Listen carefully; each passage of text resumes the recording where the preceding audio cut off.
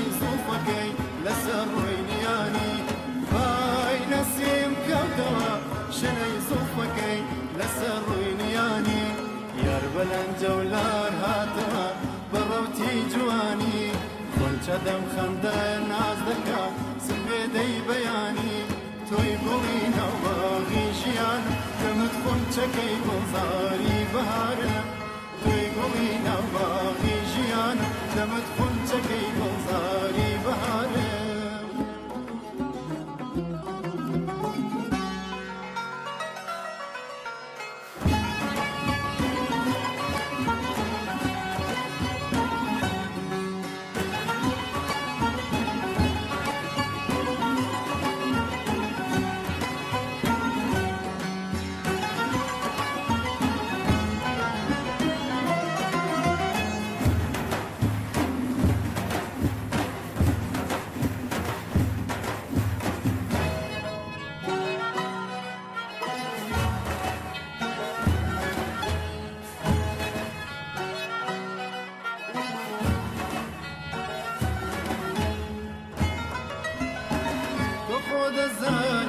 چەند پەرێشانم سەد حەڵقەی دەستەی دەروون ڕێشانم سەر بێنێ بەلای خاکی گۆڕخانم بە دەرچێنە دڵخەمی زەمانم تۆی گوڵی نەوباغی ژیان دەمت خونچەکەی گۆزاری بەهارم تۆی گوڵی نەوباغی ژیان دەمت خونچەکەی گۆزاری بەهارم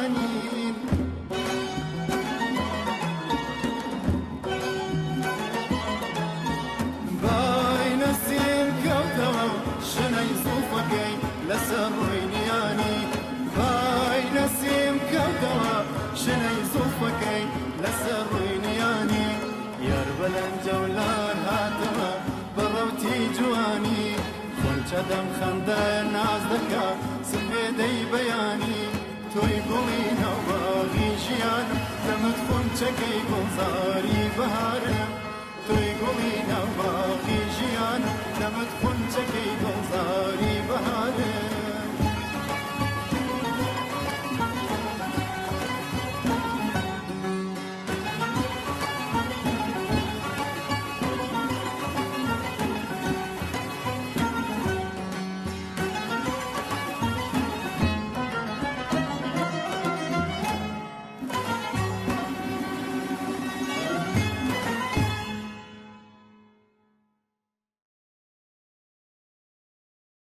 بێرانی ئازیز 19 مانگی گوڵانی ئەم هەفتەیە ساڵڕۆژی لە سێدارەدانی فەرزادی کەمانگەر و هاوبەندەکانی بوو.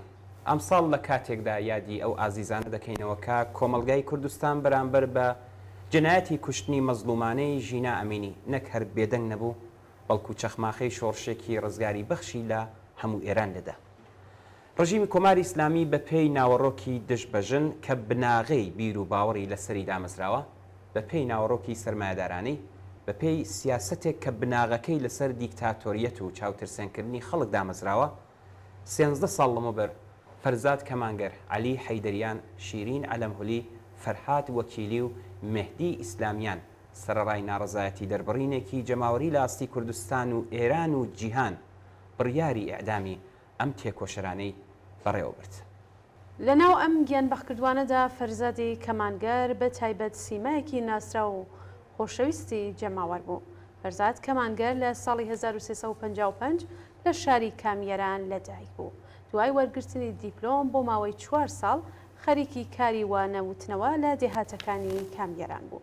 دواتر لە بابەتی دەروونناسی زانکۆی پەیامنووری شاری سنە درێژەی بە خوێندندا و دوای تەواوکردنی زانکۆ سەر لە نوێ گەڕایەوە بۆ کامیەران و پەروەردە و وەبارهێنانی ئەو منداڵانەی کە ئەویندارانە خۆشی دەویستن درێژەی پێدا. فەرزاد لە مانگی پوشپەڕی ساڵی 1385 لە سەفەرێکدا بۆ چاران لەلایەن مامورانی ڕژیمەوە گیرا و تا کاتی گیانبەخکردنی بەردەوام لەژێر ئەشکەنجە و ئازاری جەستەیی و ڕۆحیدا بوو. فەرزاد لە هەموو دەورانی بازجووی و ئەشکەنجەدا نمونەی قارەمانێکی خۆڕاگەر بوو. بەڵێ فەرزاد تەنیا معەلیمێکی شۆڕشێر نەبوو بەڵکو نمونەی ئینسان دۆستێک بە مانای واقعی وشە بوو. ئەو عاشقی مناڵان، پارێزەری مافی ژنان، هاوخەباتی کرێکاران و دوژمنی ستەمکاران و چەوسێنەران بوو. فەرزاد ئەدیبێکی خۆشسەوق و خاوەن شێوەی تایبەت بەخۆی بوو. فەرزاد شۆڕشگێڕێکی سۆسیالیست بوو، ئەو ئەوەندەی کە دڵی لە لای مناڵانی بێبەشی ئاواییەکانی دواکەوت و ڕاگیراوی کوردستان بوو، بیری لە مناڵانی پاپەتی حاشیە شارەکانی ئێران و مناڵانی سەرشەقام لە برێزیل و هندستان و کیژۆڵەکانی قوربانی باندەکانی بازرگانی سێکس لە تایلەند و فلیپینیش دەکردەوە. فەرزاد وەکو معلمێکی شۆڕشگێڕی خاوەن بیر و باوەڕێکی ئەنتەرناسیۆنالیستی تەنیا بیری لەم خوێندکارانەی کە لەسەر کلاسەکەی خۆی بوون نەدەکردەوە. ئەو بیری لە هەموو ئەو مناڵانەی کە تەنانەت مەدرسەیەکی ژێرکەپریشیان دەستناکەوێت بیری لە بە سەدان ملیۆن مناڵ لەسەر تاسەری جیهان دەکردەوە کە لە مەدرسە و لە خوێندن بێبەشن. ئەو شۆڕشگێڕانە خەباتی دەکرد و لە ڕێگای بیر و بۆچوون و ڕێبازێکی ئەنتەرناسیۆنالیستیدا گیانی بەخت کرد. ئەمانە ئەم ڕاستیان کە لە ڕەفتار و کردار و وتەکانی فەرزاددا ئەیان بینی. هەر بۆیە کەسێک بۆی نییە بە وشە گەلێکی وەکو مامۆستای کورد پێناسەیەکی بەرچاوتەنگی ناسیۆنالیستی پێبەخشێت. ئەم لە چەشنی معلم گەلێکی وەک سەمەد بەهرەنگی و بەهمەن عزەتی و خوسرە و ڕەشیدیان و کەسانی تری لە چەشنی ئەوان بوو. فەرزاد دەستکەوتی بەشەریەت بوو، دەستکەوتی هەموو ڕەنجدەرانی جیهان بوو. فەرزاد لە کوردستان چاوی بەشین پشکەوت بوو وە ژیانی خۆشی نابووە پێناوی بێبەشترین مناڵانی کوردستان، بەڵام ئەندیشەی بەرزی و ئاواتە گەورەکانی ئەو هەر دیاردەیەکی کە ناوی ستەمی بەسرەوە بێت و لە هەر گۆشەیەکی ئەم جیهانە بەڕێوە بچێت دەگرتە بەر. ئەو لە هەمان کاتدا کە معلمێکی شۆڕشگێڕ بوو و ئەرکی خزمەتکردن بە مناڵانی ئاواییەکانی دواکەوتووی کوردستانی و ئەستۆگرت بوو، لە هەمان کاتدا کە لە دژی ستەمی نەتەوایەتی لەسەر نەتەوەی کورد خەباتی دەکرد، بیری لە هەر چەشنە ستەمێک لە سەر تاسەری جیهان دەکردەوە. چاو لەو نووسراوانە بکەن کە بۆ دیفاع لە خۆی لە زیندان لەژێر ئەشکەنجەدا نووسیوێتی. چاو لەو نامانە بکەن کە بە کلێن و کەلەبەری زیندانەکەیدا ڕێگای دەرەوەیان دۆزیوەتەوە تا ئەو ڕاستیانە بە ئاشکرا ببینی. فەرزاد ئەدیبێکی بەتوانا و خاوەن سەبک بوو، شۆڕژگێڕێکی سۆسیالیست بوو. ئەو هەر بەو ڕادەی کە بە دڵ ئەوینداری مناڵانی بێبەشی دێهاتە دواکەوتووە ڕاگیراوەکانی کوردستان بوو، لە ناخەوە بیری لە مناڵانی پێپەتی قراقشارەکانی ئێران و مناڵانی سەرشەقامی وڵاتانی برێزیل و هند و کچانی قوربانی باندەکانی بازرگانی سێکس لە تایلەند و فلیپینیش دەکردەوە. خۆشەویستی فەرزاد بە جۆرێک بە ناخی خەڵکدا ڕۆچووە کە هەر کەسە و دەیەوێت بە جۆرێک ڕێز لە یاد و بیرەوەری ئەم تێکۆشەرە شێرگیرە بکرێت. هەر ئێستا زۆر یەک لەو کەسانەی فەرزادیان خۆش دەوێت منداڵەکانیان ناودێنن فەرزاد. خەڵکی کامیاران سەرەکی ترین چوارڕێیانی شارەکەیان بە ناوی فەرزادەوە کردووە.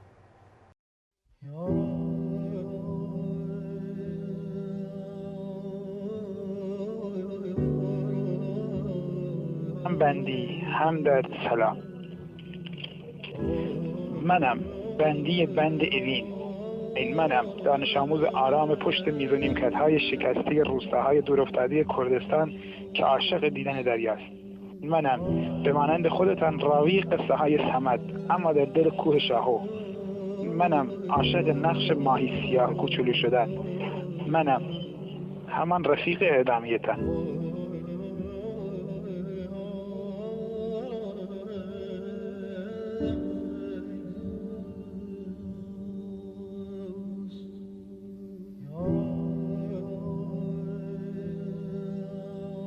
مگر میتوان پشت میز صمد شدن نشست و به چشمهای فرزندان این آب و خاک خیره شد و سکوت کرد؟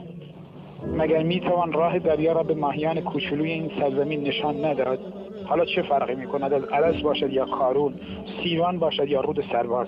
چه فرقی میکند وقتی مقصد دریاست و یکی شدن، وقتی راهنما آفتاب است؟ بگذار پاداشمان هم زندان باشد. مگر میتوان در قحط سال عدل و داد معلم بود و الفبای امید و برابری را تدریس نکرد، حتی اگر راه ختم به اوین و مرگ شود؟ مگر میتوان در سرزمین صمد معلم باشی و همراه ارس جاودانه نگردی؟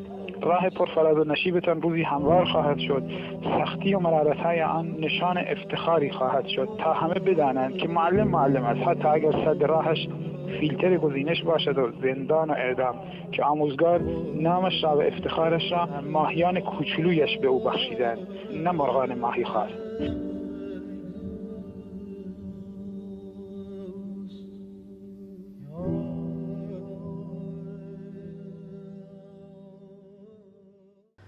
فەرهاد وەکێڵی لە دایکبووی شاری سنە و باوکی سێ منداڵ و جێگیری پێشووی مدیری ئیدارەی کشاوەرزی ئەم شارە بوو.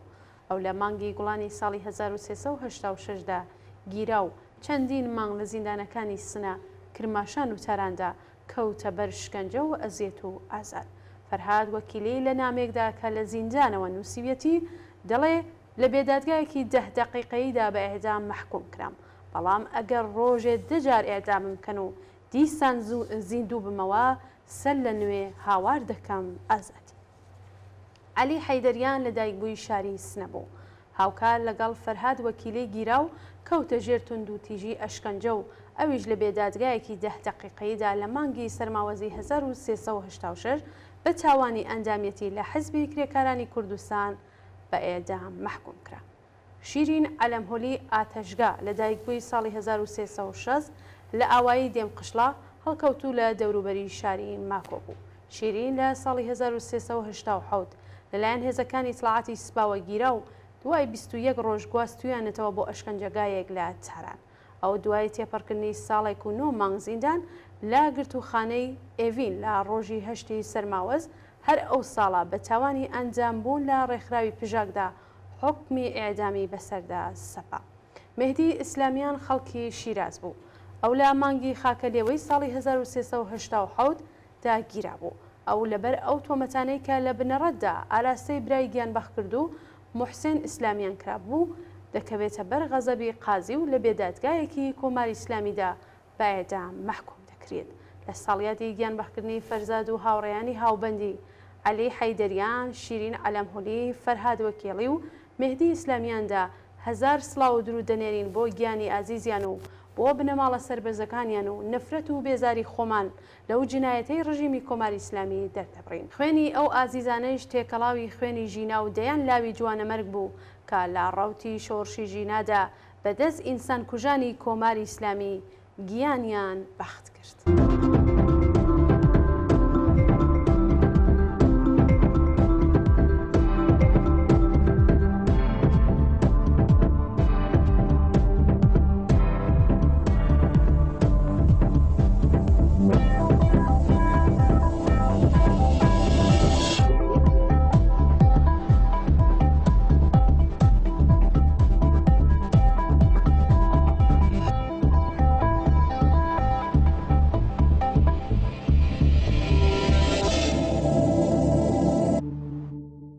ئێعدامی ئەم خەباتکارانە لە بارودۆخێکدا بەڕێوە چووکە شەپۆلێک لە ناڕەزایەتی لە ئاستی ئێران و جیهان دژ بە دەرکردنی حکمی ئێعدامەکەیان کەوتوەڕێ. ئەگەرچی کۆماری ئیسلامی وڵامی ئەو ناڕەزایەتیانی نەدایەوە، بەڵام هەر لە ڕۆژی ئێعدامی ئەوانەوە هەستی بە تووڕەی خەڵکی کوردستان دەکرد و لە کاردانەوەی خەڵک ترسا بوو. هەر بۆیە تەرمی گیانبەختکردوانی هەرگیز نەدایەوە بە بنەماڵەکانیان. 4 ڕۆژ پاش ئەم ئێعدامانە بوو کە مانگرتنی گشتی خەڵکی کوردستان لە ناڕەزایەتی بەم جنایەتە شکلی گرت. ڕژیم بە خەیاڵی خۆی لای وابوو کە بە ئێعدامی 5 خەباتکاری سیاسی کەش و هەوای ترس و تۆقاندن زیاتر پەرەپێدەدات و خەڵکی کوردستان بێدەنگ دەبن. بەڵام مانگرتنی گشتی ڕۆژی 23 گوڵان وڵامی خەڵکی کوردستان بەو خەیاڵە خاوەی سەرانی ڕژیم بوو. بانگەوازی کۆمەڵە بۆ مانگرتنی گشتی لەم ڕۆژەدا لەگەڵ پشتیوانی و هاوڕێتی حیزب و هێزە سیاسیەکانی کوردستان و لەگەڵ پێشوازی بەرینی هێزە چەپ و کۆمونیستەکان لە ئێران بەرەوڕوو بوو. لەم ڕۆژەدا کوردستان یەکپارچە تعتیل کرا. کرێکارانی کارگاکان و ناوەندەکانی بەرهەمهێنان و خزمەتگوزاری مانیان کرد. کاسبکاران و بازاڕیەکان دوکانەکانیان داخست. کارمەندانی ئیدارەی دەوڵەتی و خصوصیەکان نەشوونە سەر کارەکانیان. خوێندکاران، معلمان و مامۆستایانی زانکۆ کلاسەکانی دەرسیان تعتیل کرد. بەم جۆرە هاوپشتێکی گشتی لە ناڕزایەتی بە کوشتنی بەندکراوانی سیاسی شکلی کرد. ئەم حرەکەتە گشتیە نیشانیدا کە ئێعدامی فەرزاد کەمانگەر و هاوڕێیانی نەتەنیا خەڵکی کوردستانی چاوترسێن نەکردووە، بەڵکو ئیرادەی گشتی ئەوانی بۆ خەبات لە دژی ئەم ڕژیمە و خۆڕاگری بەرامبەر بە سیاسەتی سەرکوتگەرانەی پتەوتر کردووە. ئەم ئەزمونە بۆ جارێکی دیکە دەریخست کە مانگرتنی سیاسی گشتی شێوازێکە لا ناڕزایەتی دەربڕین کە تێدا دروشم و سیاسەتەکان لە ڕێگەی جەماوەرەوە دەبنە هێزێکی مادی، ڕێگایەک بۆ ئەوەی کە ڕژیم لە نەبەردێکی درێژماوەدا ماندوو بکات و هێزی سەرکوتگەری لە کار بخات و جەماوەر دەرفەتی ئەوەی هەبێ خۆی بۆ هەنگاوەکانی دواتر ئامادە بکە. خەڵکی کوردستان بە بەکارهێنانی تاکتیکی مانگرتنی گشتی ئیمکانی جموجۆڵیان لە هێزە سەرکوتگەرەکانی دوژمن زەوت کرد و ڕێگای پوچۆڵکردنەوە و ناکارامەکردنی سەرکوتگەری ئەم هێزانەیان بە خەڵکی ئازادی خوازی ئێرانیش نیشاندا. بەڵێ خۆپیشاندانی بەرینی خەڵکی شاری سەقز لە جریانی ناشتنی تەرمی ژینە ئەمینی کە ناوی بوو بە ڕەمزی شۆڕش و بە دوایدا بە مانگرتنی سیاسی گشتی لە کوردستان لە ناڕەزاتی بەم جنایەتە لێدرا. شۆڕشێک کە ئاگری قین و تووڕەی خەڵکی لە سەر تاسەری ئێرانی بڵێ سەدارتر کرد و چەند مانگرتنی یەک پارچەی دیکەی بە دوای خۆی داهێنا. بەڵام ئەگەر ئەم ئەزمونانە ڕێونێنی خەڵکی کوردستان دەبن لە ڕوودا و گۆڕانکاریەکانی داهاتوودا بۆ کۆمەڵەش مەدانی ئەزمون و تاقیکردنەوەن تا خاڵە بەهێزەکانی خۆی وەگەڕەوتێکی ڕادیکاڵ و سوسیالیست کە خاوەنی پێگەی کۆمەڵایەتیە بناسێت و کەم و کوڕیەکان و خاڵە لاوازەکانی خۆی لەم بوارەدا بڕەوێنێ و بەردەوام لە دڵی ڕووداوەکاندا بێت و ئاراستەی گونجاویان پێ بدات. بێگومان ڕۆژان و ڕووداوگەلێکی گرنگمان لەبەرە و کۆمەڵە بەرپرسیارەتی خۆی لە پێناو تێپەڕاندنی کۆمەلگای کوردستان لە خاڵە وەرچەرخانە مێژوویەکان بەرەو ئاسۆی ڕوونی ئازادی دەناسێت و بە پشتبەستن هەر بەم پێگەیە ئەرکەکانی خۆی بەجێ دێنێت. سیاسەتەکانی کۆمەڵە لەوەها تاقیکردنەوەیەکی گەورەی کۆمەڵایەتیدایە کە هەڵدەسەنگێنرێت.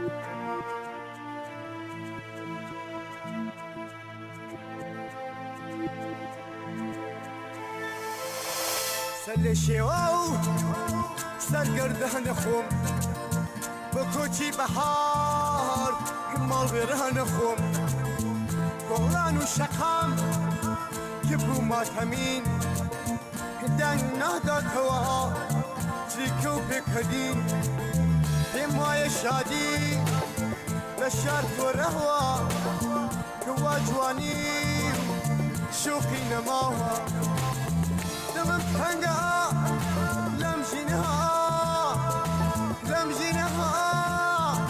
رسلها أما كيجينها أما كيجينها أما كيجينها أما كيجينها أما كيجينها أما كيجينها دل داده وربه بدايه مال بتها مزروي هي لايا هوا شحراوي هناس السوار نفس در نهي لناقي حجار دلم تهنگا لمجينها برسلنها اما كيجينها اما كيجينها أما كيجينها أما كيجينها أما كيجينها أما كيجينها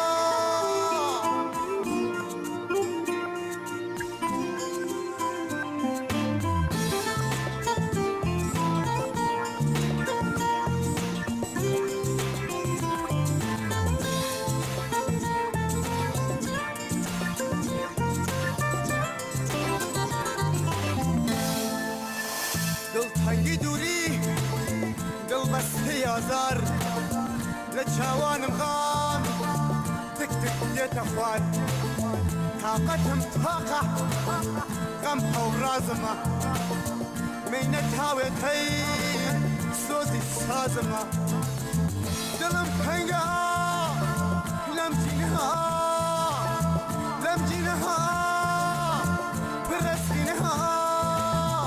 أما كيجينها أما كيجينها أما كيجينها أما كيجينها أما كيجينها أما كيجينها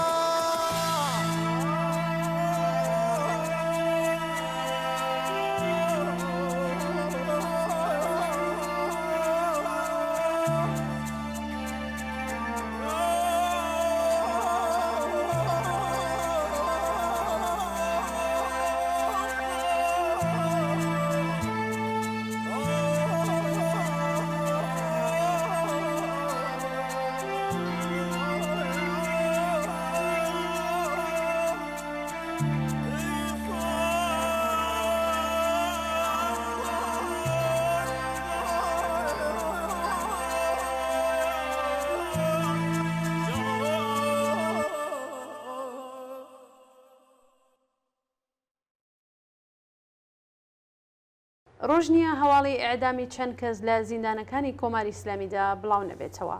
پێی ئاماری ڕێکخراوێنەتەوە یەکگرتووەکان لە 5 مانگی ڕابردوودا زیاتر لە 210 کەس لە ئێران لە سێدارە دراون. ژمارەیەک لە ئێدامکراوان زیندانیانی سیاسی بوون. هەر ئێستا چەند تێکۆشەری خەڵکی عەرب لە خوزستان بە مەبەستی لە سێدارەدان براونەتە ژووری تاکە کەسی کە بریتین لە محەممەد ڕەزا مقەدەم، عەلی مەجدام، معین خەنفەری، عەدنان موسەوی، سالم موسەوی، حەبیب دریس. هەر ئێستا بەم بۆنەوە کەش و هەوای شاری ئەهواز بە توندی ئەمنیەتی و شایعی ئەوەیش گەرمە کە ئەم کەسانە ئێدام کراوە. بڵێ گومانی تێدانیە کە ڕژیمی کۆماری ئیسلامی بە ئامانجی ترسانی کۆمەلگا هەر جارە و ناجارێک ژمارەیەک لە زیندانیەکانی ئەعدام دەکات. ئەگەرچی لە ماوەی زیاتر لە 100 ساڵی ڕابردوودا لە ئاکامی خەباتی ئازادی خوازانەدا زۆرێک لە دەوڵەتەکان ناچار کراون حکمی سزای ئێعدام هەڵبۆشێنەوە ویان ئیجراکردنی بەکردەوە هەڵپەسێرن. بەم حاڵەشەوە ئێرانی ژێردەسەڵاتی کۆماری ئیسلامی لە سەروی ئەو وڵاتانەوەیە کە حکمی ئێعدام تیاندا بەکردەوە دەردێت. هەر ئێستا بە هەزاران زیندانی لە زیندانەکانی کۆماری ئیسلامیدا لە چاوەڕوانی ئیجرای حکمی ئێعدامدا بەسەر دەبن. ئاماری ڕاستەقینەی ئێعدامەکان گەلێک زیاترە لە ڕقەمی ڕاگەاندراو. لە ئێراندا زۆربەی ئێعدامەکان بە شێوەی شاراوە بەڕێوە دەچن کەوایە پێویستی خەبات بۆ هەڵوەشانەوەی سزای ئێعدام لە بارودۆخی ئێستادا کە ڕژیم بە ئاشکرا بە مەبەستی سیاسی دیاریکرا و شەپۆلی ئێعدامی خستۆتە ڕێو پەرەی پێدەدا چەند قات زیاتر بۆتەوە. ڕوون و ئاشکرایە کە ئێعدامی زیندانیانی سیاسی ئامرازێکە بۆ مانەوەی ڕژیم و پاراستنی مناسباتی زاڵمانەی موجود و بەرەو ڕووبوونەوەی ئاشکرا لەگەڵ ناڕزایەتی خەڵک. بەڵام ڕژیم ئێعدامی زیندانیانی ئاسایی بە پاساوی فریوکارانەی بردنە سەری زەریبی ئەمنیەتی کۆمەلگا و ئیجرای دادپەروەری بەڕێوە دەبات. ئەم پاساوە ئەوان فریوانە لە حاڵێکدایە کە کۆماری ئیسلامی خۆی ئەمنیەتی ژیانی خەڵکی ئەم وڵاتەی زەوت کردووە. ئەوە لە حاڵێکدایە کە ئاستی پەیڕەویکردنی توندوتیژی و کوشتاری ئینسانەکان لەلایەن کۆماری ئیسلامیەوە بە هیچ شێوە گەلێک ڕێژەی توندوتیژی و جنایەتی کەسەکان شیاوی بەراوردکردن نییە.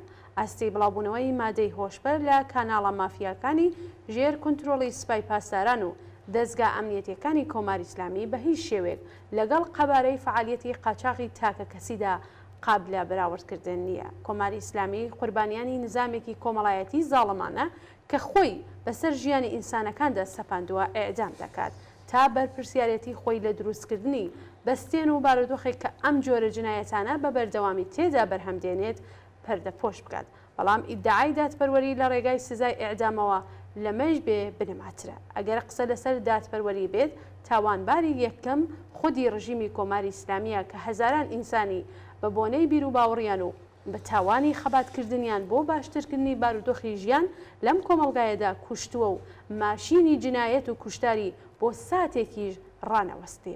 ئامانج لەمە ئێعدامانە نەک ئیجرای دادپەروەری بەڵکو و ناچارکردنی خەڵکە بە ملکەچکردن لە بەرامبەر قودرەتی دەوڵەتدا. ئەو پاساوانەی لەم بوارەدا بۆ سزای ئێعدام دەیهێنەوە بێجگەل لە کۆمەڵێک درۆی ئاشکرا هیچی ترنی لەبەر ئەوەی یەکەم ئینسانەکان زاتەن بە تاوانبار قاتڵ قاچاقچی و جنایەتکار لەدایک نابن بەڵکو ئەوە بارودۆخی مادی ژیانی کۆمەڵایەتیەکە ئەوان بەرەو خراپکاری و گزا پاڵپێوە دەنێتەوە دەوڵەتەکان و چینی دەسەڵاتدار بەرپرسانی ڕاستە و خۆی داسەپاندنی ئەم بارودۆخە مادیەن بەسەر ژیانی زۆربەی خەڵکدا. کەسانێک شیاوی مجازاتن کە ئەو زەمینە کۆمەڵایەتیانیان پێک هێناوە کە بوونەتە هۆی سەرهەڵدانی جورم و تاوان.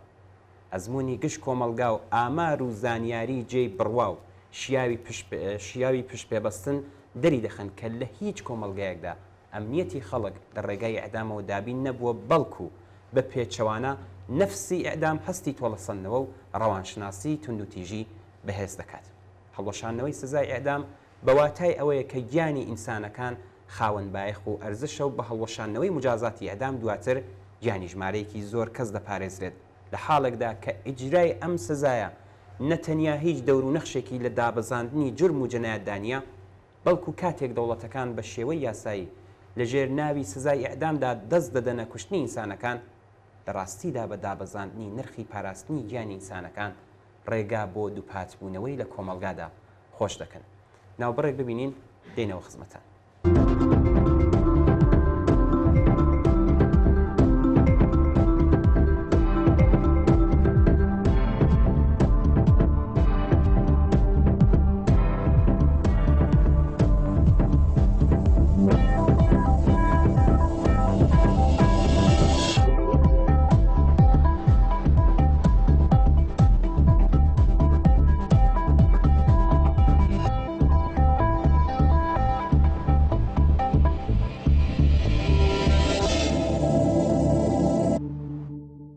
بەداخ و پەژارەیەکی زۆرەوە سەر لە بەیانەیە ڕۆژی پێنجشەممە 21 مانگی گوڵانی 1402 هەتاوی هاوڕێ عەبدوڕەحمان بانووج ناسراو بە کاک عەبدۆل لە تەمەنی 61 ساڵی و بەهۆی جەڵتەی دڵەوە گیانی لەدەستدا و ڕێوڕسمەکەی لەلایەن خەڵکی ئازادی خوازەوە بە خوێندنەوەی سرودی ئەنتەرناسیۆناڵ و ڕاگررتنی یەک خولەک بێدەنگی بۆ ڕێزلێنان لە یادی تەواوی گیان بەخکردوانی ڕێگەی ئازادی و بەرابەری بەڕێوەچوو. کاک عەبدۆل خەڵکی گوندی گۆبجەی سەر بە ناوچەی سەرشیوی مەریوان و لە بنەماڵێکی زەحمەتکێش بوو کە ستەمی چینایەتی بە گۆشت و ئێسقانی خۆیەوە چێشت بوو. ناوبراو لە کەسایەتی خۆشناوەکانی کوردستان لە نێو خەڵکی شارەکانی مەریوان، سەقز، ژاوەرۆ، کەڵاترزان و سنە و کۆمۆنیستێکی تێکۆشەر بوو کە وێڕای نەخۆش بوون بە ورەیەکی بەرزەوە لە کۆڕوبەندی هاوڕێیانیدا حازر دەبوو. شایانی باسە کە کاک عەبدۆل لە ڕەوتی شۆڕشی ژینا یاری دەدەرێکی باش بوو بۆ لاوان و ئەزمونەکانی خۆی پێشکەش بە لاوانی شۆڕشگەر دەکرد. جێگەی ئاماژەیە کە ڕێوڕسمی سەرخۆشی کاک عەبدۆل بە بەشداری ژمارێکی زۆر لە دۆستان و هۆگرانی ڕێبازی ئەو ئازیزە بەڕێوچوو. ڕێوڕسمەکە با خوێندنەوەی سرودی پەلکیداری شادی گشتین و یەک خولەک بێدەنگی دەستی پێکرد و دواتر کاک مەحموودی ساڵحی وتێکی سەبارەت بە کاک عەبدۆل و دەور و نەخشی لە خزمەتکردن بە خەڵکدا پێشکەش کرد و لە کۆتاییدا خاتوو مەستورە هاوسەری ناوبرا و سپاس و پێزانینی خۆی ئاراستەی بەشداربووان کرد. ئێمەش لە تەلەڤیزیۆنی کۆمەڵەوە سەرخۆشی خۆمان ئاراستەی بنەماڵی کاک عەبدۆل و خەڵکی ئاوای گۆبچە و خەڵکی شاری مەریوان دەکەین. یادی بەرز و بەڕێز بێت.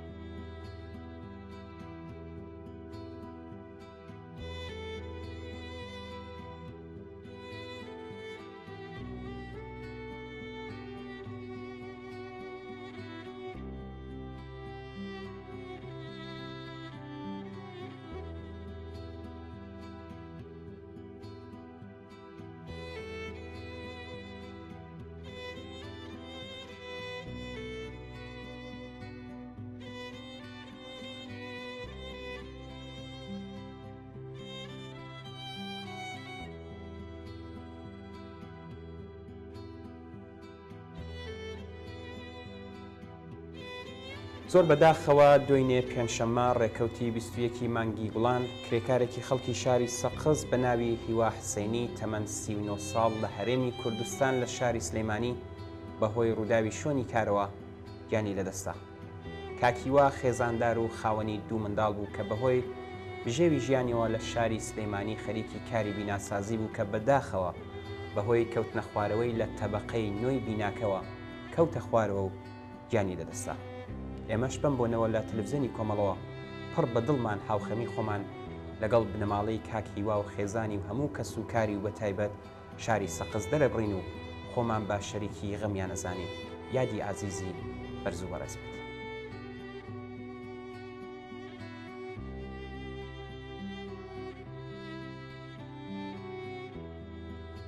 زۆر بەداخەوە ئاگادار بووینەوە ڕۆژی چوارشەممە 20 مانگی گوڵان کاک تەوفیق بابا حاجیانی غەفاری باوکی یەکەمین گیانبەختکردووی ژنمان هاوڕێ جەمیلە غەفاری لە شاری سناد لە گەورەکەی لە لێدان کەوتو بۆ هەمیشە ماڵاوی لە ژیان کرد.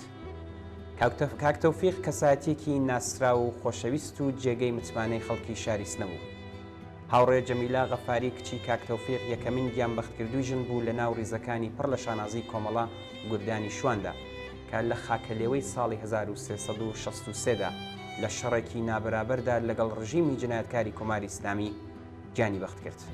کاک تەوفیق هەتا دوا هەناسەی هەر لەسەر ڕێبازی پیرۆزی ڕۆڵە گیان بەختکردووەکەی مایەوە و ئاواتی لە گۆڕنانی ئەم حکوومەتە بوو. زۆر بەداخەوە ڕۆژی چوارشەمە لە شاری سنا کاک تەوفیق بابا حاجیانی غەفاری لە گەورەکەی بۆ هەمیشە لە لێدان دەکەوێت و ماڵاوی لە ژیان دەکات. ئێمەش بم بۆنەوە لە تلویزیۆنی کۆمەڵەوە پڕ بەدڵ سەرخۆشی خۆمان ئاراستەی لە ماڵەی غەفاری و خزم و کەسی کاری و بە تایبەت شاری سنە دەکەین و خۆمان بە شەریکی غەمیان دەزانین. یادی ئازیزی بەرز و بەڕێزمێت.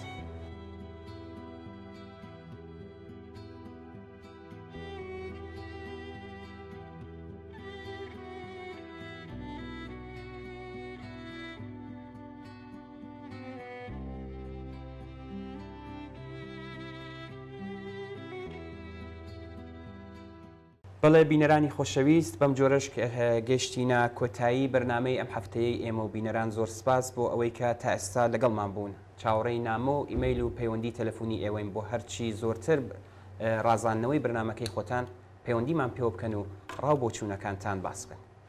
منیش لەلایەن خۆمەوە زۆر سپاستانەکەم کە تا کۆتایی بیسەر و بینەری ئەم بەرنامەیە بوون. سپاس بۆ ئێوەی خۆشەویست ماڵاوە.